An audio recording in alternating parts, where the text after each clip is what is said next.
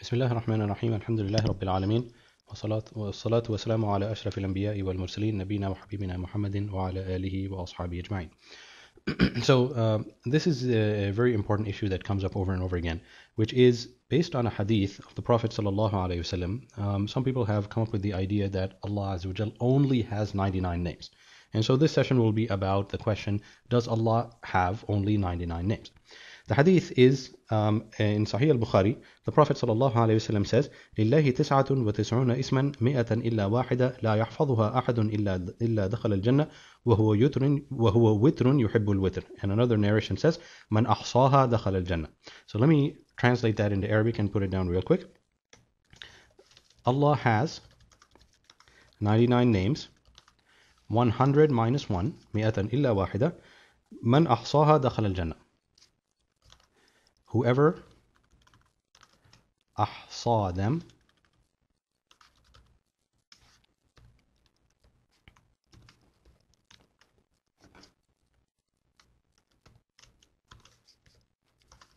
will enter Jannah. So based on this hadith, and I'm taking the shortest narration of the hadith, the other narration says that لا يحفظها أحد إلا دخل الجنة. Whoever memorizes them will enter Jannah. And وهو وتر يحب الوتر. He is one. وهو وتر يحب الوتر. He is, witr really means like the odd number. Here it must have the meaning that he is one and he loves odd numbers. He is one and he loves the odd number, or the things that are done in the odd number. Anyway, the narration that I want to focus on is this one. Allah has 99 names, 100 minus 1. Whoever ahsa them will enter Jannah. So the first question that comes up is that, does it mean that therefore Allah only has 99 names, which is 100 minus 1? Or does it mean that this is specifically talking about if somebody does ahsa on these 99 names, then he will enter paradise? Meaning that he could have a lot more names, and it's just that this specific issue only has to do with 99 specific names. And the majority of the scholars really take the second opinion. So let me write that down, which is that this is specific for those 99 names. In other words, whoever ahsa these names will enter Jannah. It's just like the example where if somebody will say in English, I have $100 for my daughter. That doesn't mean that I only have $100. I could have a lot more than $100. What it means is these are $100 specifically that I'm going to give to my daughter, my son, for such and such issue, whatever it is. So I could be much richer than that, thousands, hundreds of thousands of dollars, but it's specifically for these $100. These have been set aside for some reason, and that's really the issue that the majority of the scholars agree with. There's lots of proof for this. The Prophet ﷺ says in a hadith that comes through so many chains, he used to make the dua, Allahumma inni abduk, ibnu abdik, ibnu amatik, nasiyati biyadik, madin fiya hukmuk, adlun fiya qadawak, as'aluka bi kulli ismin huwa lak, sammayta bihi nafsak, aw anzaltahu fi kitabik, aw allamtahu ahadan min khalqik, aw asta'tharta bihi fi ilmi al-ghaybi indak, until the end of the dua. So let me just jot down part of this dua. The dua that the Prophet ﷺ used to make, O Allah, I am your slave, the son of your slave, and so on. And then he used to say, As'aluka bi kulli ismin huwa lak. I ask you by every name that belongs to you. And then he continued on to describe what these names are. Sammayta bihi nafsak. Every name that you have given to yourself. Every name that you have named yourself by. Sammayta bihi nafsak. And he continued, أو أنزلته في كتابك, or you have revealed it in your book.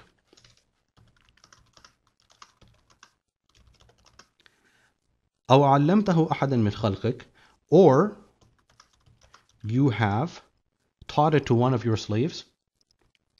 to somebody from your creation, to someone from your creation. أو استأثرت به في علم الغيب عندك. And this is really the point here behind quoting this dua, is that the Prophet ﷺ continued and he said, or a name that you have kept to yourself in your knowledge of the unseen, or a name, or what you have kept, استأثرت به في علم الغيب عندك, you have kept with yourself in the unseen. And then he continues on to make the dua. So the Prophet ﷺ is saying, I am your slave, the son of yours. And then he says, I ask you by every name that belongs to you. I ask you by every name that belongs to you. And he continued on. Every name that you have named yourself by, you have revealed it in your book, or you taught it to one of your creation, or that you kept with yourself in the unseen. So this indicates, let's see how, if we were to say that Allah subhanahu wa ta'ala only has 99 names, then we would say, well, where do those 99 names, where are they found? We say, well, they're found in the Quran, they're found in these hadith of the Prophet ﷺ, and they're only 99. Or like in one narration of this hadith, the earlier hadith that I've mentioned here, which Allah subhanahu wa ta'ala has 99 names, 100 minus 1, whoever ahsa them will enter Jannah. And then that narration continues on and lists them. If we were to say these are the only names of Allah, then how come the Prophet ﷺ would make this dua and he would say, you have so many names you mentioned by that you named yourself by, you revealed it in your book, you taught it to someone from your creation, or that you kept with yourself in the unseen. Meaning that even if we were to say that there's only 99 names, well, look in this dua, the Prophet ﷺ said there's so many names that Allah kept to himself in the unseen. That just, it's a very obvious sign that there are so many names of Allah subhanahu wa ta'ala which we don't have any knowledge about at all. He didn't tell anybody about it. He did not tell anybody about it. This hadith shows that Allah subhanahu wa ta'ala has an infinite number of names. In fact, some of the scholars would say that, there doesn't really seem to be any explicit evidence that shows that He has an infinite number of names, except a logical argument, which is that if Allah Azza wa Jalla had less, if He had any specified number of names less than infinite, then it would be an indication of some sort of limit on His power. Wal'iyadhu billah. And Allah subhanahu wa ta'ala is far above that. And so therefore, we have to say that Allah's names are unlimited in number. What we happen to know of is only some, and if you look in the different books by the scholars, they'll say, well, maybe it's this number, maybe it's that number, based on how they derive the names from the Quran, from the hadith. And then some scholars will say, well, this hadith is not so strong, so you can't use it. Others will say, well, you brought this name, but that doesn't really conform according to certain rules, whatever. And so there's lists that scholars have come up with which exceed 100 names. Quite a few. I mean, it'll be 120, 130 names or something like that. But the evidence is pretty strong that Allah subhanahu wa ta'ala has more than 99 names. So the question is then that since we're talking about in this hadith, Allah has 99 names, 100 minus 1, whoever ahsa them will enter Jannah, meaning that these are 99 specific names about which if somebody does ahsa on them will enter Jannah. So what does ahsa mean? What does ahsa mean?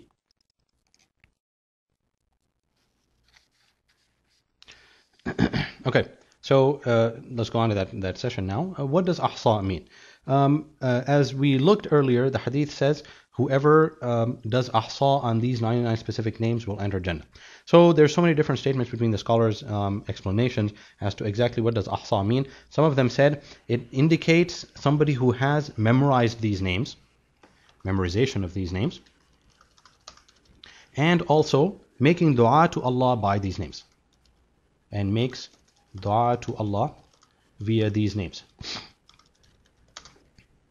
And Allah subhanahu wa ta'ala, and another Imam al-Bukhari, he said, and others also said, that it indicates memorizing it, and that's the most obvious one. Others said that it cannot only mean, I wish that it wouldn't automatically do that. Okay. Where was I? Yes. So Imam al-Asili, he says that it can't mean that it's only somebody who numbers them, because like in some translations they'll say ahsa means whoever numbers them, like whoever counts them out. If you count out these 99 names and you just count out these names by a certain number of times for each one or whatever, and then so Imam al-Asili, he says that ليس المراد بالإحصاء عدها فقط لأنه قد يعدها الفاجر وإنما المراد العلم بها. He said that it can't simply mean counting the names, or just listing the names. And then the reason that he says that is a logical reason, which is that even a huge sinner might actually be able to count the names or list the names, and so that's simply not possible that the hadith would mean that. And he says that it must mean actually has knowledge of the names, knowledge of these names. Others have other statements, and so some of them said that it has to do with acting according to the names. Acting according to those names. And that he ponders over the names, and then so he basically models his life based upon understanding that these names are the names of Allah subhanahu wa ta'ala. And so pondering over the names and acting according to them, and so on. Let's look at another explanation.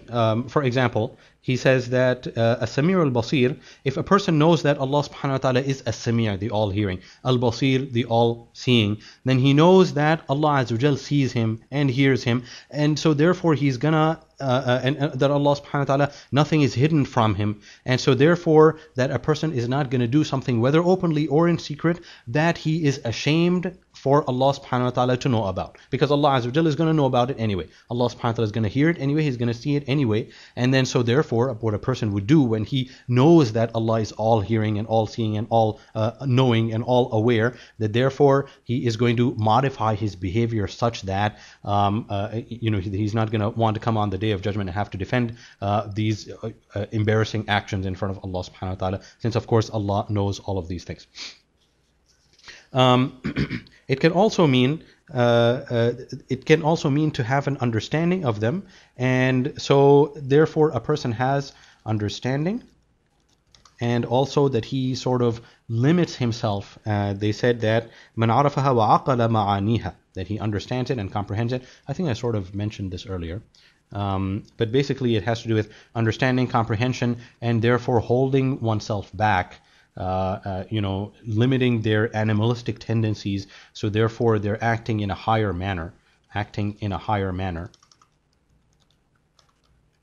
by virtue of the fact that they know these names of Allah subhanahu wa ta'ala. Because the word aql, like the scholars will say, the aql is something that's used to tie up an animal. Or this thing that the Saudis wear on top of their head, they call it an iqal, because it holds down, it's tied on the head to hold down that red thing. And what that does is that prevents it from flying away. And so therefore when a person has aql, normally translated as understanding or comprehension, then the person is holding back those animalistic tendencies. Therefore their behavior is modified and is much more of a civilized mannerism of behaving.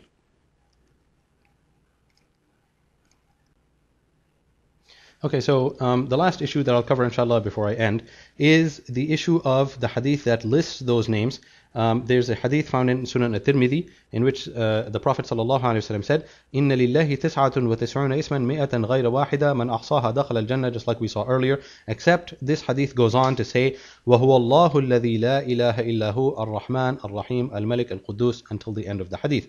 It says Allah has 99 names, 100 minus 1. Whoever ahsa them will enter Jannah, just like the strong hadith that we saw earlier.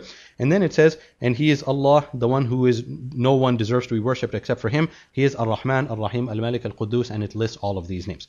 This hadith is quoted in Sunan at-Tirmidhi. Imam at-Tirmidhi himself, he calls the hadith gharib. And many other scholars, they'll go on and they describe, and he has a big long section, Shaykh Al-Hamud al-Najdi, hafidhullah ta'ala, he talks about the different narrations that this hadith has come from, and all of them come from one specific narrator, min tariq al-Walid ibn Muslim, and so all of them come from this one particular narrator, and there's other issues about it. But basically, it's a big long, technical discussion that I don't want to get into. Let's just leave it at that and say that generally speaking, the scholars have agreed that the hadith that lists the names out one by name, that has a lot of weakness associated with it. And with that, inshallah, we will end. جزاكم الله خيرا سبحانك اللهم وبحمدك أشهد أن لا إله إلا أنت أستغفرك وأتوب إليك والسلام عليكم ورحمة الله وبركاته.